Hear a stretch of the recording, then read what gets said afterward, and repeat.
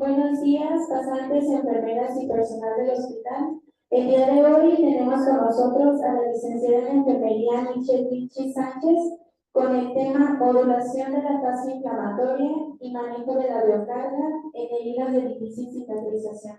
Recibámosla con un fuerte aplauso. Muy buenos días, efectivamente, mi nombre es Michelle Vilchi Sánchez. Yo radico en toda lo que es la zona de Morelia, pero trabajo como asesora clínica en una distribuidora de Aguascalientes. Y este enfoque de la distribuidora es meramente para heridas de difícil cicatrización. Entonces, este tema pues, se va a enfocar a dos grandes problemas que tenemos en la actualidad, que son heridas catastróficas y que bien, lo difícil no es que el paciente padezca esta situación, sino cómo resolver estas temáticas. Si bien tenemos que en la biocarga de la herida podemos tener microorganismos variables donde se pueden clasificar de tipo, cantidad y su susceptibilidad. La clasificación usual puede ser en escalera, puede tener un crecimiento bacteriano y a su vez también una de las situaciones también críticas es la colonización que se presenta. Y nosotros presentamos una taxonomía que es la continuidad de la infección, que más adelante vamos a abordar este tema. Si bien conocemos que hay dos tipos de bacterias viviendo en nuestro ambiente, aquellas llamadas planctónicas, que son aquellas que están libres y que por medio de algún tipo de limpiador se pueden barrer o incluso eliminar. Y tenemos aquellas que comparten material genético, que son las bacterias sésiles. Este tipo de bacterias ya nos causan un dolor de cabeza porque se empieza a describir algo llamado biofilm o biocarga. Levante la mano, ¿quién ha escuchado este término? Muy bien, baje la mano. Somos muy pocos los que sabemos a qué se refiere este tipo de situación. Bueno, el biofilm en este margen de las heridas, pues es una resistencia, es un margen que las bacterias sobreviven y causan este tipo de problemas que ya vimos en las imágenes. La propuesta de la continuidad de la infección viene hablándose muy fuertemente desde el 2003 con esta actualización del 2022, donde nos indica que tenemos una contaminación, una colonización. Cuando tenemos estos dos márgenes, estamos hablando que todavía no hay presencia de lo que es la biocarga o el biofilm. Y es ahí donde encontramos las bacterias planctónicas.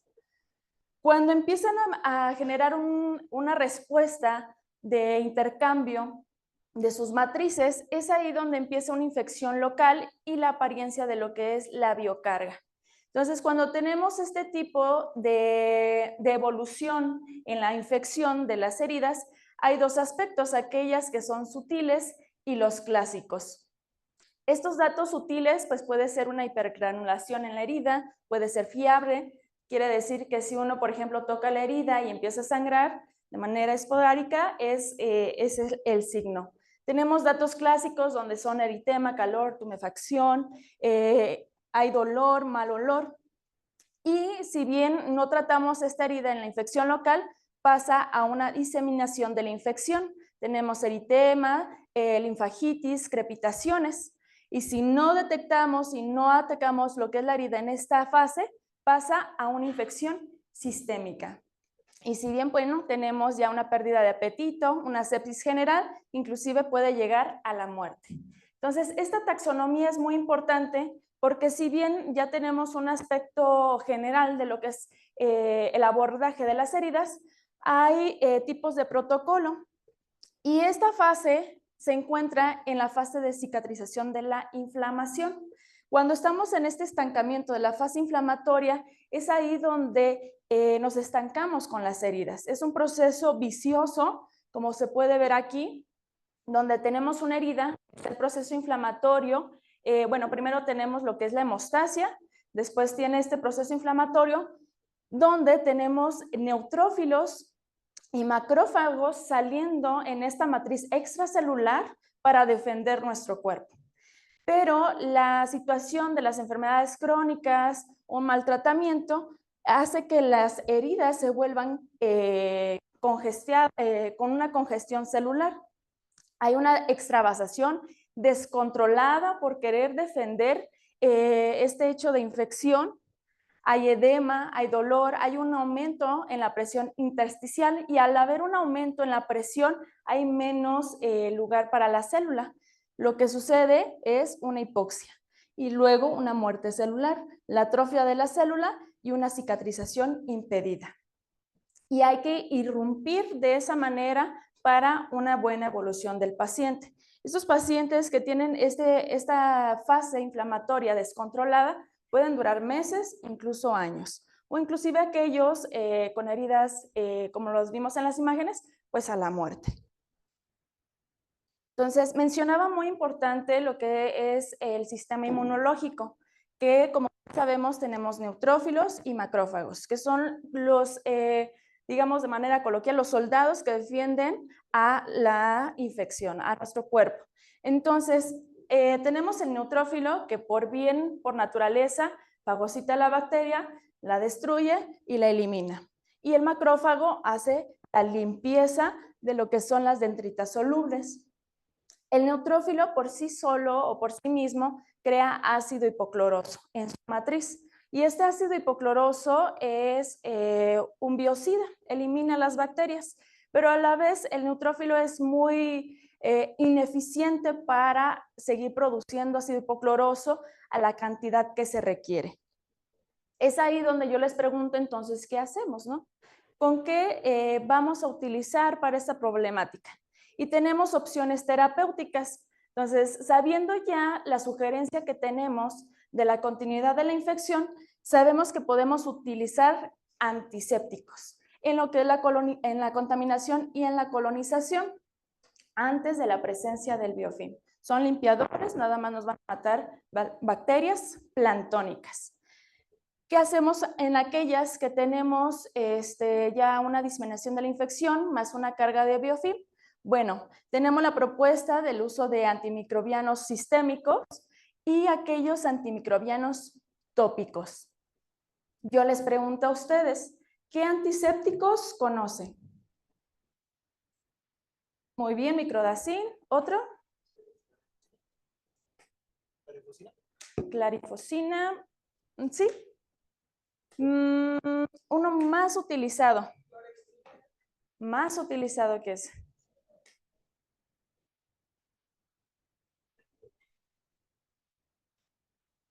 El alcohol, la solución salina, son utilizados como antisépticos. Y aquí tenemos este margen, tenemos lo que son antisépticos como la solución fisiológica, soluciones de superoxidación, clorexidina, alcohol al 70%, peróxido hidrogenado, benzal, como lo conocemos como el jabón quirúrgico. Las propuestas de antisépticos que puedan utilizar cuando se detecta alguna herida. Puede ser una abrasión por una caída, se limpia lo que es la piel, se puede hacer una impregnación con una solución de superoxidación y no pasó más.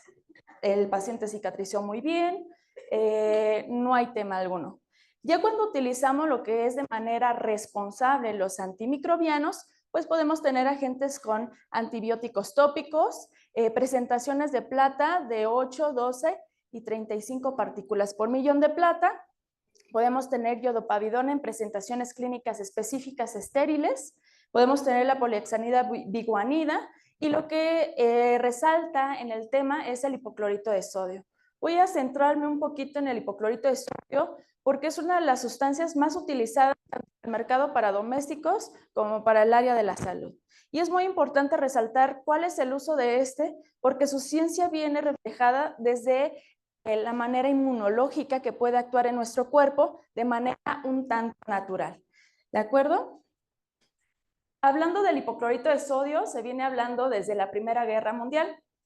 Hay un químico y un científico que crean una solución llamada Dawkins. Esta solución de Dawkins es muy utilizada en algunos años anteriores por el área de quirófano. Aquí se utilizó este margen porque en esta Primera Guerra Mundial, pues había soldados que padecían de infección sistémica, entonces morían más por la infección. Entonces hacen esta solución de bicarbonato de sodio, más hipoclorito de sodio, vinagre, y hacen esta mezcla y la vierten. Y van viendo que sí va disminuyendo la infección en los soldados. Sin embargo, la concentración de hipoclorito de sodio que se utilizaba, pues era citotóxica. Entonces, se viene estudiando desde 1991 en un lecho donde dicen cuál es el margen bioseguro del hipoclorito de sodio para utilizarlo en una persona. Entonces, es muy importante saber que el hipoclorito de sodio tiene varias vertientes, pero voy a hablar dos muy importantes de ella. Una que es la superoxidación y la otra que es la acidificación del hipoclorito. Entonces, también tiene que considerarse que el hipoclorito de sodio tiene dos márgenes muy importantes, que se centra en la eliminación de la biocarga o el biofilm y que modula la fase inflamatoria, que es la parte del proceso de la cicatrización. Entonces, les mencionaba sobre el fundamento de qué es bioseguro en el hipoclorito de sodio. ¿Por qué? Porque, por ejemplo, hay una solución muy utilizada en hemodiálisis que es para la limpieza de objetos. La concentración de esa solución es muy alta para utilizarlo en nuestro organismo. ¿Por qué? Porque puede ser citotóxica. Tenemos este margen de estudio donde nos indica que dentro del 0.025 a 0.25 la solución que tenga hipoclorito de sodio es biosegura y eficaz. ¿Para qué? Para ser un antimicrobiano y eliminar bacterias sésiles. Menor a este, pues son antisépticos. Son ineficaces para las bacterias sésiles, pero sí para las bacterias planctónicas. Y aquellos mayor a 0.25, pues son soluciones citotóxicas no aptas para el organismo o piel. Hablábamos sobre lo que son los antisépticos, que en su mayoría son aguas electrolizadas de superoxidación. Estas aguas son purificadas por una ósmosis inversa, que son cargadas de manera electrónica y que crean este tipo de voltios en lo que es el agua. Al momento de que hace una electricidad en esta agua, lo que carga o se produce es ácido hipocloroso. Este ácido hipocloroso que tienen las soluciones al ser cargadas son solamente para mantener la esterilidad del producto dentro del envase. Ese ácido hipocloroso no es para la eliminación de las bacterias, sino para mantener esa solución estable. ¿De acuerdo? Y lo que mayor concentración tiene de estas aguas es justamente eso, agua. En su mayoría, pues son agua bidestilada, en su mayoría. Es muy raro encontrar una solución que tenga, no sé, una solución isotónica y osmótica. Entonces, son soluciones que tienen un pH en su mayoría ácidos y son hipotónicos. Entonces, puede ser utilizado en lo que son rasgos de piel para limpieza, pero ya son para cavidades o incluso para asas, no es recomendado. Y bueno, dentro del margen, pues su concentración de hipoclorito de sodio es muy pequeña. Si podemos observar, hay algunas presentaciones que están en 0.04 y aquellas de 0.002. Entonces son para bacterias planctónicas de limpieza, antisépticos. Entonces, también quiero hacer un espacio para preguntar qué es un antiséptico y qué es un antimicrobiano. ¿Cuál es la diferencia? Una persona que me lo diga.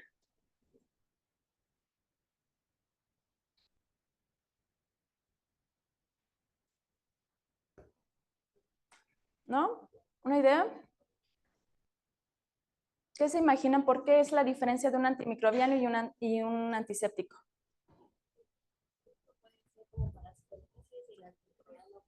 A ver, otra vez.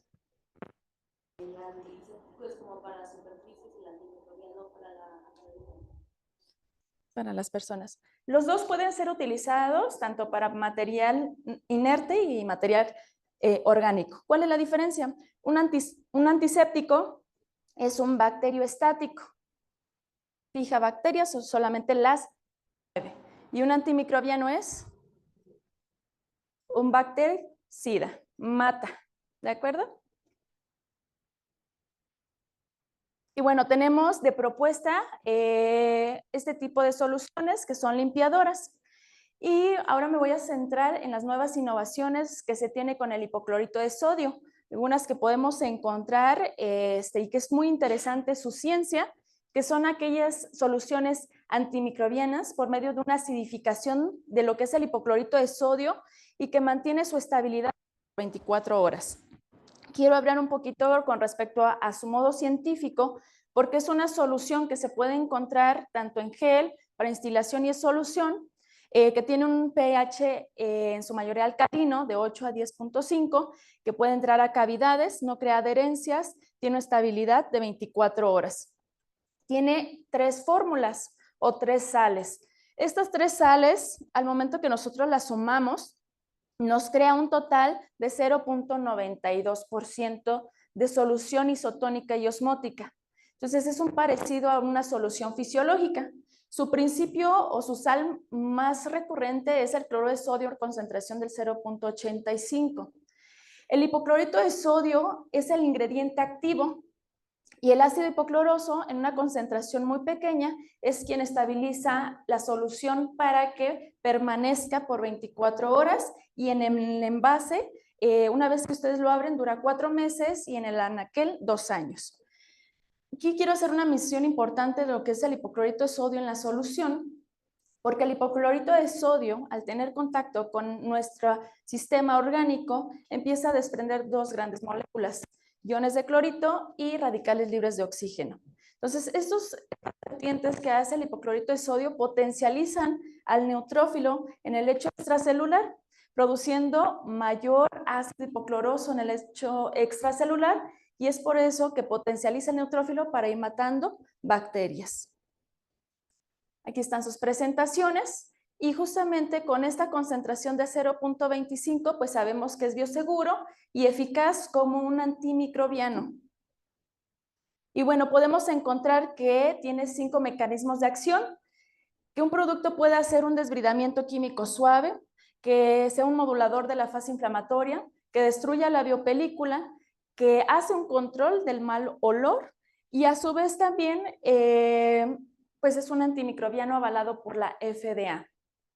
Podemos encontrar en lo que es la FDA en el 510K, que yo los invito a que cuando tengan duda de algún producto que quieran ver su ficha técnica, puedan introducirse en esta ficha del 510K. Pueden encontrar tanto antisépticos que ustedes pues, requieran esas herramientas y también para verificar qué es lo más prudente para utilizar en las heridas catastróficas.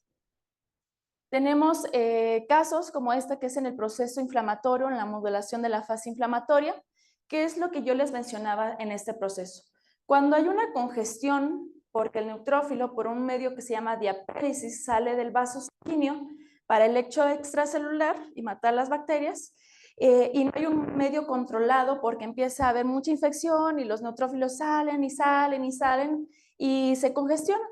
Entonces, lo que hace el producto del hipoclorito de sodio en un medio de acidificación no es acidificar la herida, sino empieza a haber estos radicales libres de oxígeno y estos medios clorito que empiezan a tener esta interacción con lo que es el lecho. Entonces, hace esta interacción con el lecho extracelular, hace mayor producción de ácido hipocloroso y al tener mayor ácido hipocloroso, que es el biocida, pues empieza a matar las bacterias. Entonces, al tener mayor potencialización de esta eliminación de bacterias, lo que hace es que el lecho extracelular empieza a disminuir la cantidad de neutrófilos en este espacio. Entonces, al tener menos neutrófilos congestionados, hay un proceso ordenado de la fase inflamatoria y es por eso que hay una buena evolución. En estas heridas crónicas, como son aquellas arteriales, venosas o atípicas, pues son pacientes muy crónicos. Entonces, se hace una biopsia en agosto 31 y para lo que fue septiembre 21, macroscópicamente podemos decir no hubo un avance, no hubo un cierre, bueno, a menos de que tomemos medidas, pero macroscópicamente no podemos observar gran avance. El médico que hizo este caso nuevamente toma una biopsia Y al ver de manera histológica, pues empieza a darse cuenta que el proceso de la modulación de la fase inflamatoria con el hipoclorito de sodio a una concentración estable, biosegura, puede ser que las heridas en un proceso inflamatorio avancen. Es un producto que regula nuestro proceso inmunológico de una manera segura. No va a crear citotoxicidad, tampoco resistencia bacteriana, es un proceso seguro. Puede utilizarse en tendón, en hueso, músculo, por supuesto, piel. También es muy recomendado utilizarlo de manera profiláctica y segura en lo que es la materia de quirófano. En estos procesos transquirúrgicos, ¿cuál es la propuesta? Disminuir el foco de infección en quirófano, evitar las dehiscencias, sobre todo en aquellas heridas que están de manera muy latente. ¿Cuál es un proceso infeccioso muy grave? Que está cerca de lo que es la cavidad bucal. Y la cavidad bucal tenemos registros que pueden alcanzar hasta 70,000 especies en nuestra cavidad de bacterias. Entonces es un riesgo latente que pueda hacer una dehiscencia de este paciente. Entonces se utiliza lo que es solución y en gel. En todo el medio transquirúrgico se hace la impregnación de lo que es el hipoclorito de sodio en esta concentración. Al cierre se hace la impregnación en gel, se va afrontando por capas y en estas capas se va impregnando de gel. Entonces se deja algún drenaje para seguir haciendo la impregnación y su curación con una gasa impregnada sobre la sutura. Entonces esto se puede realizar si es en solución cada 24 horas, si tenemos gel se alarga hasta 36 horas. Es un producto que en los antimicrobianos tiene un margen muy amplio. Una vez que ustedes colocan, les comento nuevamente, si es solución dura 24 horas la curación y si es en gel, 36 horas. Entonces, la evolución del paciente pues es favorable. Al segundo día podemos observar una cicatriz donde no hay una inflamación exacerbada, que la coloración ni las suturas están tensionadas. Entonces vamos al quinto día hasta el octavo día postquirúrgico y es una modulación que el paciente de manera de signos muy visibles podemos observar que no se encuentra tan inflamado. Para lo que es el cuarto mes, espera que es una cicatriz que no haya hecho un signo de infección, como son las queloides, que no haya dehiscentado o ingresado este paciente nuevamente. Y bueno, tengo este otro caso, es un paciente masculino de 31 años de edad, sufrió un accidente automovilístico y genera un síndrome Morel. Tenemos fractura pélvica, estallamiento anorrectal, abdomen hipertenso, síndrome de Fourier y amputación de miembro pélvico izquierdo. Tenemos 40 días de evolución con este paciente, 18 lavados quirúrgicos y 40 días con terapia a presión negativa. Y se inicia, y encontramos el paciente en estas características. Este es un 2 de octubre. Entonces, ya con esta historia, pues es un dolor de cabeza en la cuestión de qué hacer con este tipo de pacientes, cómo podemos ayudar a este paciente con estas características. Si estamos hablando que su historial, pues ya estamos hablando de infección diseminada, inclusive para una infección sistémica. Entonces, el paciente está en un pronóstico reservado. Si bien podemos atacar con nuevas tecnologías, como son la terapia a presión negativa, que viene evolucionándose desde muchos años atrás y que ha sido un fenómeno. Pero si bien podemos hacer esta interacción con una solución de hipoclorito de sodio estabilizado, que es osmótico y isotónico, y que puede ser utilizado para cavidad, pues lo utilizamos. Entonces hacemos algo llamado instilación. Este proceso de instilación se hace una conjugación de la impregnación de un antimicrobiano y con lo que es la terapia a presión negativa, pues funciona porque hace también ese desbridamiento mecánico que realiza la máquina y a su vez también una moderación de lo que es el exudado y todo el material desvitalizado que se encuentra en el lecho de la herida. ¿Qué es lo que esperamos encontrar? Si vemos aquí tenemos bordes no adheridos, tenemos mucho material esfacelar, que ya es por decir de más. Y bueno, a lo que es octubre 10 tenemos un lecho ya desbridado. El desbridamiento en lo que es en el mundo de las heridas es muy importante porque no es lo que se le pone a la herida, sino que es lo que se le quita a la herida para una evolución efectiva. Una propuesta o una problemática que tenemos nuestras instituciones públicas es la falta de presupuesto. Entonces, a veces esta falta de presupuesto o, bueno, llámese por muchas cosas más, pues no tenemos los insumos o la demanda de los pacientes, ¿no? Entonces, ya no hay terapia a presión negativa. ¿Cuál es otra alternativa que estamos implementando? Que es este proceso llamado técnica de Tremolier. Es una técnica que se utiliza material básico como es un equipo fotosensible, la solución de hipoclorito de sodio, se utiliza compresas, en este caso utilizaron algo llamado Steridrape, pero se puede utilizar simplemente compresas si no se encuentra con este tipo de producto o bien un apósito semipermeable, adhesivo, ¿de acuerdo? ¿Qué se hace? Se hace la fenestración de lo que es el sistema donde va a estar en el lecho de la herida. Es decir, lo que va a estar en el lecho de la herida del equipo se va a fenestrar y se va a colocar en el lecho de la herida. ¿Qué se va a realizar? Se va a realizar una impregnación, puede ser medido por tiempos o también cuánto queremos de impregnación en el paciente. En este caso, ¿qué queremos con el paciente? Queremos una impregnación total de lo que es la solución por un determinado tiempo pues más largo, ¿no? Para evitar las entradas a quirófano y ver mayores resultados.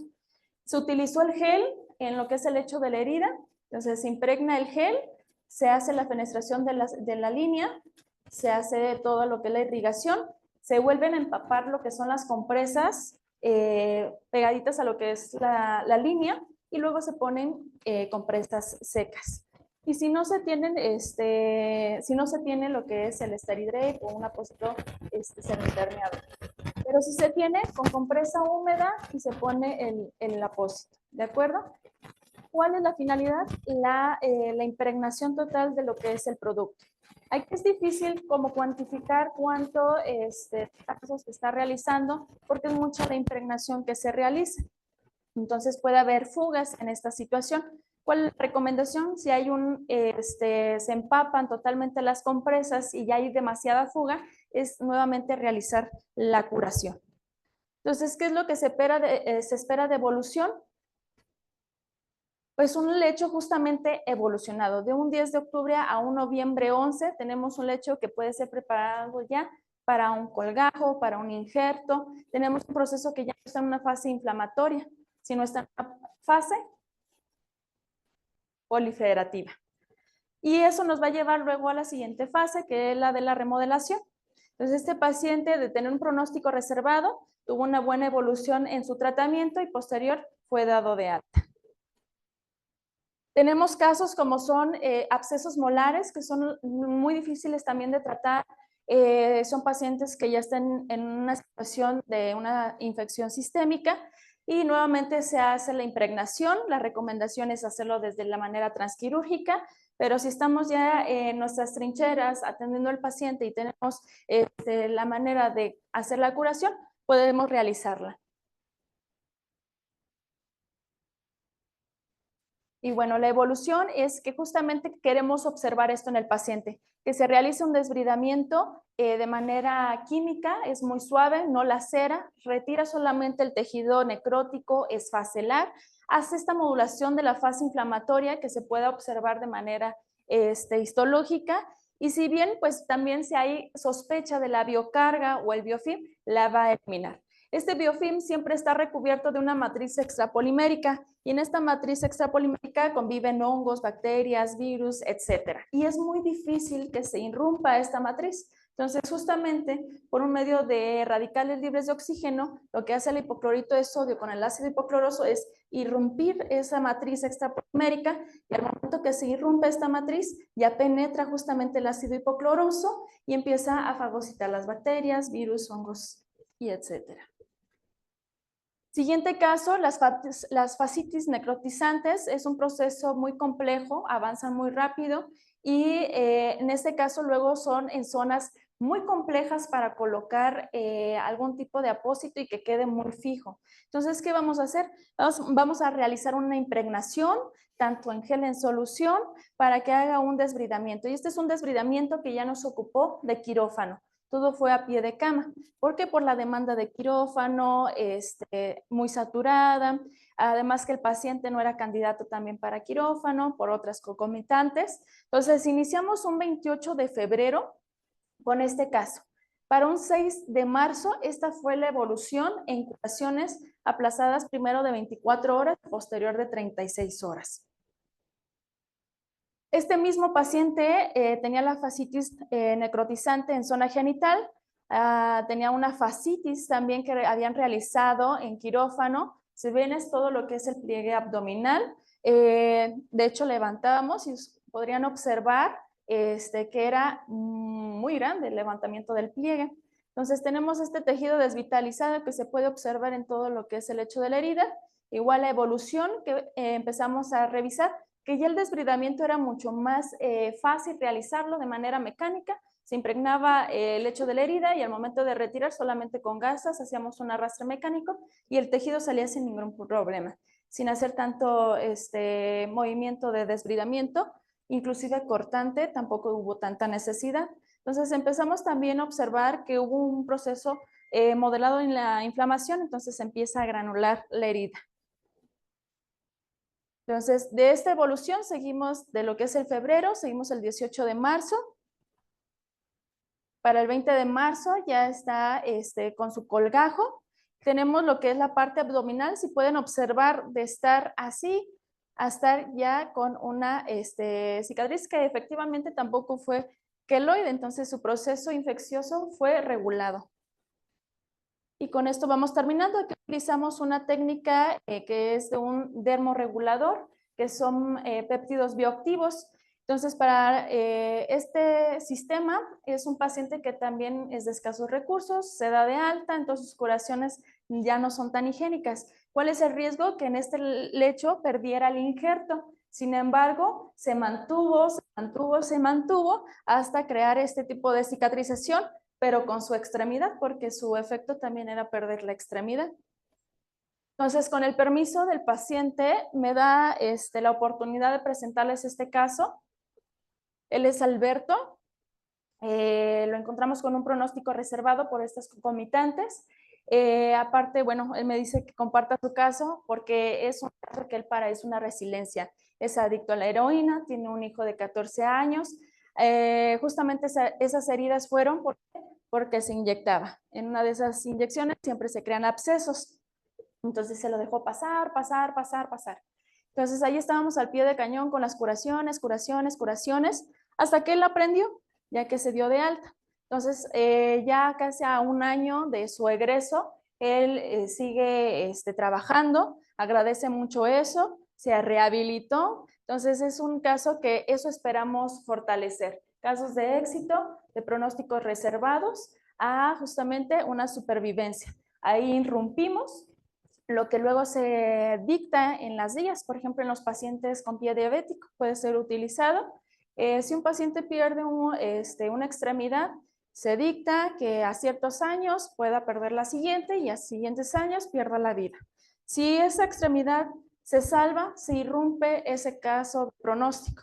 Entonces, están salvando una vida, ¿de acuerdo? ¿Alguna pregunta con respecto a ello?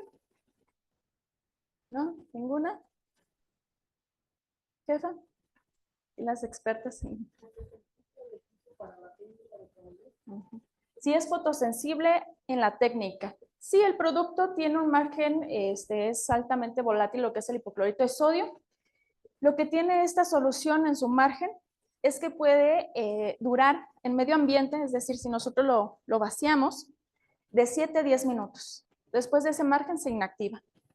Igual, si nosotros vamos a utilizar un equipo normogotero, por decirlo así, y vamos a pasar la solución en menos de ese tiempo, no hay problema alguno.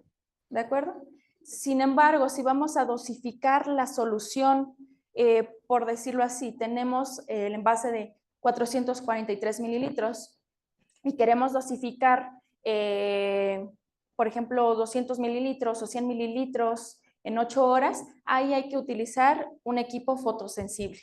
Inclusive en Costa Rica ya se tiene para documentar lo que es el protocolo justamente en fórmula, pero me adelanto, es un adelanto de esta justificación por la técnica. ¿Cuál es la finalidad de la técnica Tremolier? La mayor cantidad de impregnación por mayor tiempo, es decir, de 24 hasta 48 horas. Esa es la recomendación. Es decir, no hacemos la impregnación de 200 mililitros, 24 horas y cerramos. Posterior a esas 24 horas, volvemos a abrir y se hace las otras 24. Cuando no se tiene gel, por decirlo así. Pero si se tiene ambos, gel y solución, igual se puede hacer en el mismo plazo y la potencializa lo que es el desbridamiento. ¿Se pone primero el gel y luego la técnica? Sí. Sí, primero es el gel, porque el gel, bueno, el gel por este hecho de gelificación solamente tiene un ingrediente más activo que es magnesio, pero el magnesio no interfiere en la fórmula. Entonces, este tipo de hecho que esté gelificado se adhiere más a lo que es la pared material orgánico. Entonces, procura más las horas de trabajo antimicrobiano. Entonces, es por eso que primero se impregna el gel. ¿Cuánto gel? El grosor de una moneda de 10. Se impregna en todo el lecho de la herida y se hace la solución.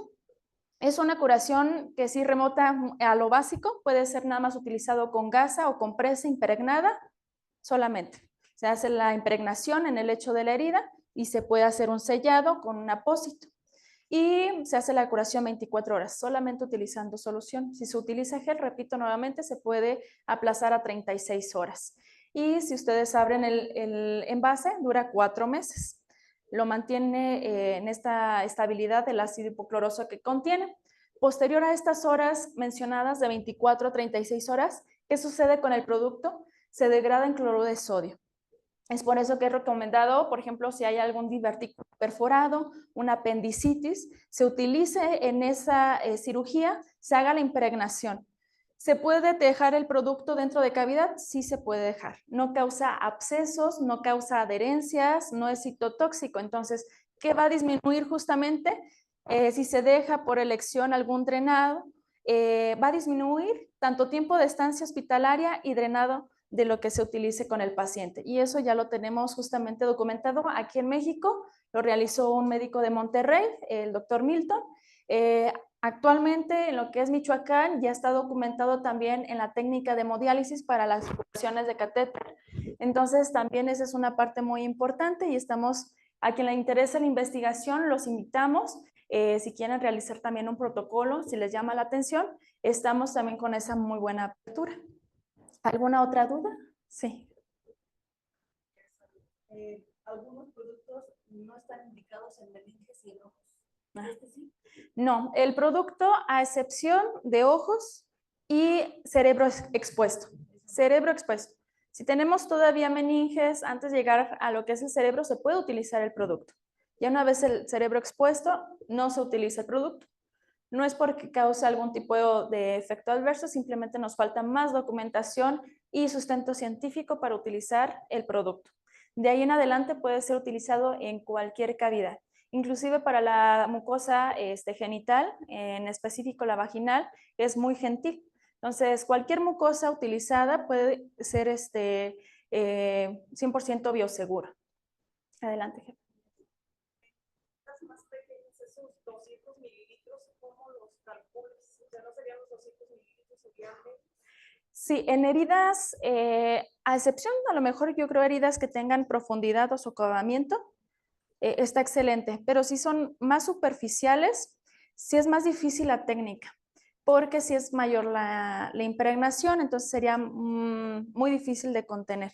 Entonces, pero si aún así se quiere realizar por la cronicidad que luego se tienen, sí serían menor cantidad. Puede ser utilizado inclusive 200 cc o 10 cc o inclusive 100 cc. Sí, igual este estudio que le menciono ya justamente nos indica por cuántos centímetros se puede realizar con cuánta impregnación. Entonces ya es más pues científico y más protocolizado. Inclusive le comento, hasta utilizan bombas de infusión para ir cuantificando pues esta técnica. Pero sí son lechos muy grandes, como lo observamos, la impregnación, mitad de envase, y también es muy fácil de utilizar.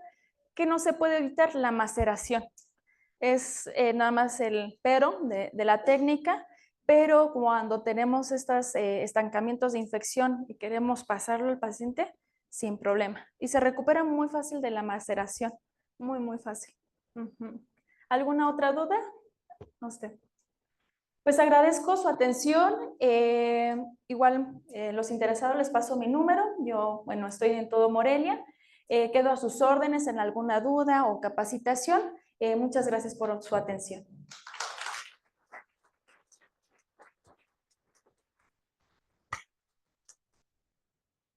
Agradecemos a la licenciada en enfermería por su excelente ponencia y hacemos entrega de su contrato. Gracias. Gracias.